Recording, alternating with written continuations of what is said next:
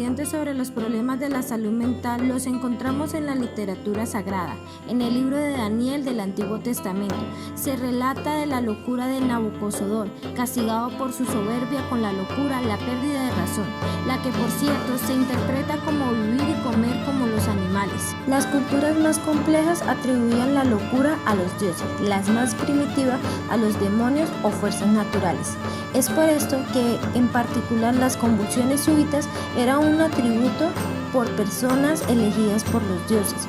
Por ello se le denominaban la enfermedad sagrada. La tradición galénica clasifica las enfermedades mentales en dos tipos: la manía y la melancolía.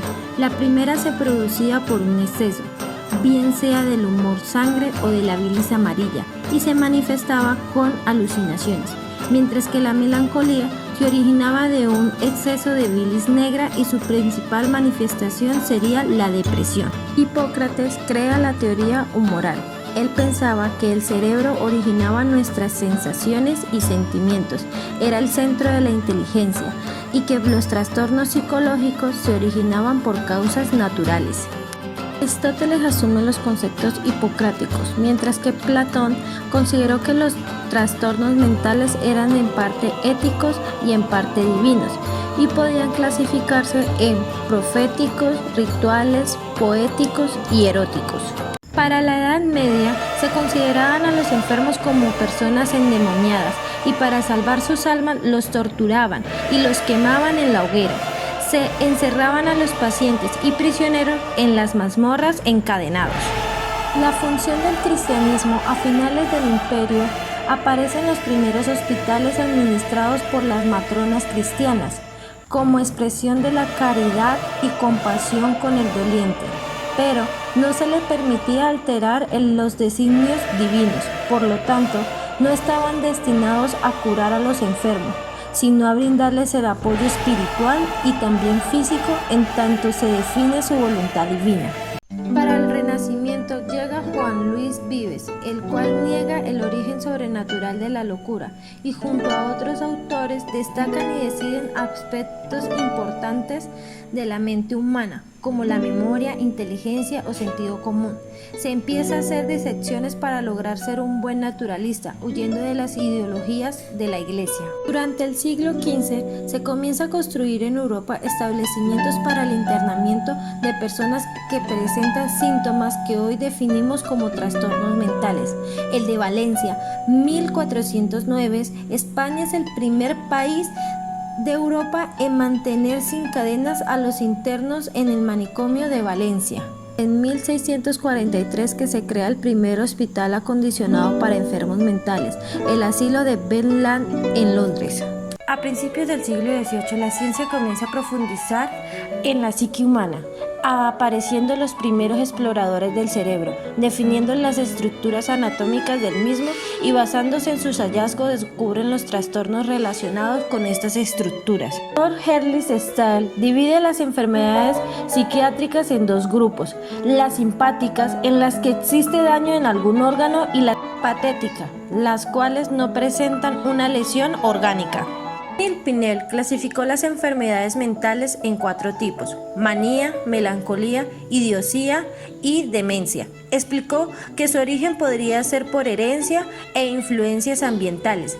Además, propuso de un cuerpo especializado de médicos dedicados a la atención de los alienados. En el siglo XIX llegaron grandes autores e investigadores que dejaron consigo grandes teorías tales como Lavantel, que relacionaba el comportamiento humano con la fisionomía. Gall, padre de la tecnología, afirmaba que se podía conocer el estado de ciertas funciones mentales a través de la palpación del cráneo. William Wood fue el responsable de crear el primer laboratorio experimental de psicología del mundo. Este laboratorio se estableció en 1879 en la Universidad de Leipzig, en Alemania. Morel postuló que algunas enfermedades mentales podrían ser heredadas por padres con aficiones similares. Freud propone que hay que escuchar al enfermo y comprenderlo. Descubre que el ser humano tiene algo más que la mente consciente, teoría del psicoanálisis. Fue el creador de la teoría de la personalidad y descubrió los mecanismos mentales y defensas del yo. XX marca el comienzo del desarrollo científico de la psiquiatría. Podemos considerar hitos históricos en este periodo de tiempo: la psicoterapia, la clasificación de enfermedades mentales y la psicofarmacología. El gobierno español en 1931 anunció un decreto referente al internamiento de enfermos psiquiátricos, el cual dictaba que todos los enfermos mentales debían recibir asistencia médica. Habían 3 posibles maneras para ser internado en hospitales psiquiátricos. Podría ser por voluntad propia, por una indicación médica o bien lo dictaba una orden judicial. El tratamiento en la primera parte del siglo XX se caracterizaba por la utilización de la psicoterapia de choque insulínico y terapia de electroconvulsiones. Ya para la segunda mitad del siglo XX se produjo un cambio, el cual consistía en la utilización de farmacéuticos. La trepanación es una práctica médica que consiste en agujerear el cráneo.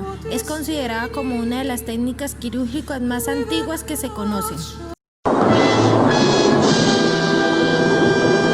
El agujero se realizaba en la parte izquierda del cráneo, ya que ese lado se consideraba que estaba al mal.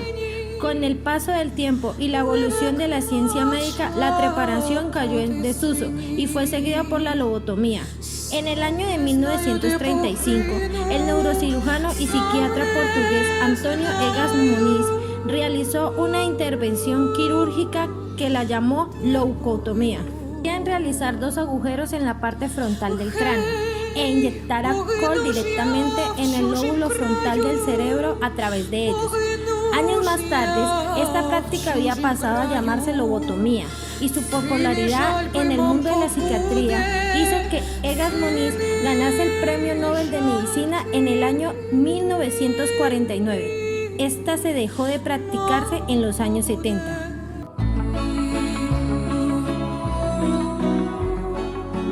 El médico francés Philippe Pinel decidió humanizar el tratamiento de los alienados. Pidió la autorización para suprimir las cadenas que sujetaban a los internos, las sangrías, las purgas y tratamientos inútiles que servían para debilitar a los enfermos. En 1793, Pinel fue nombrado médico del manicomio de Bicêtre, donde prestó gran atención a las prácticas de Jean Baptiste que apoyaban el tratamiento moral.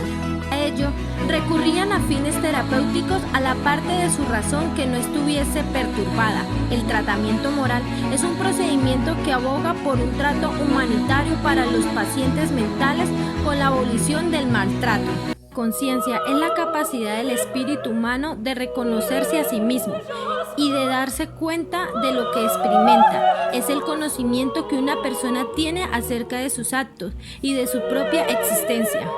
Se llama conciencia moral al proceso de introspección en la que el ser humano es capaz de analizar la actitud que mantiene y además trata de imponer ciertas represiones para corregirlas.